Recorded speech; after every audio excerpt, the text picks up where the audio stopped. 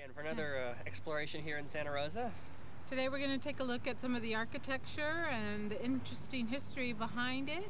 Yes, architecture. Do you ever think about architecture in Santa Rosa? I mean, you go about your daily life and it's all around you, but do you really ever take a serious look at it?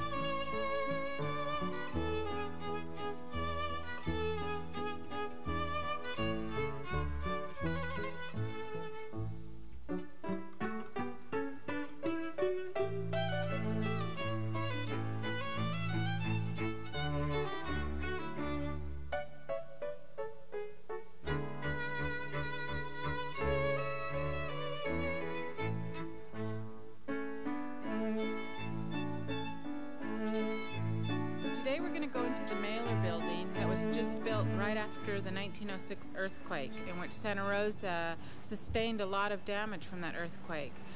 The building has a rich history. Supposedly there's a half floor that has some antique tin ceilings that are sealed away from the public, and we're going to go up on top of the roof to look at some old skylights that were built with chicken wire and glass.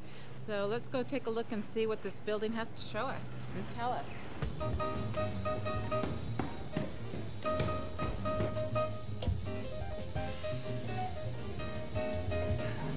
All the skylights up here used to be like this one, and they came along in the 90s and replaced a bunch of them with these soulless, generic-looking things, but this is the way they used to do it. When this building was remodeled in 1988, they added this part down here. I'm told that when this was the Mailer Fry Hardware in the early 1900s, this was a vacant lot, a parking lot kind of thing. And there was a block and tackle out here, which I can show you where it used to be. And they used to lower feed sacks and bales of hay down to the farmers' horse-drawn wagons.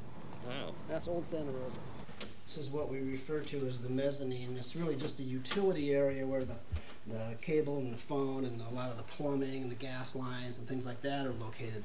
But you can see that this used to be the top of the ground floor. The ground floor was a story and a half high, and you'll be able to see the old embossed tin ceiling panels that are, you know, antique. It's really cool. It's a shame that it can't be seen anymore.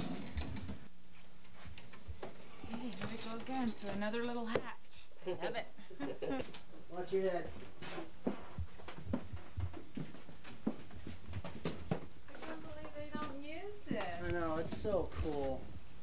Wow. It's so beautiful. Look at this. Oh my gosh, look at Stuff this over here. molding. This is these decorative panels. You know. Totally sealed off from the world. Yeah.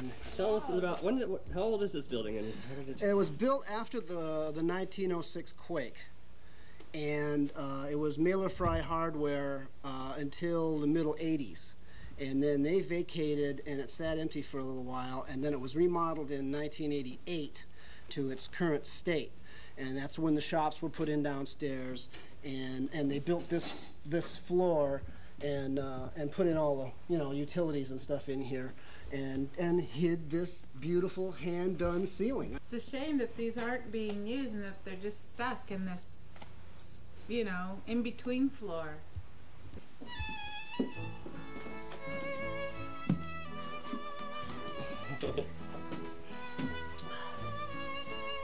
Well, I hope that more appreciation and reverence for this kind of stuff that is our architectural and our cultural heritage will, I hope more people will take the time and the pains not to wall these things off or rip them out. I mean, this would really be nice if people could see it, you know. And there's other things around the city that I've seen on jobs and things that are walled off or hidden that are beautiful, and you know, all old hand-done stuff that can't be done anymore.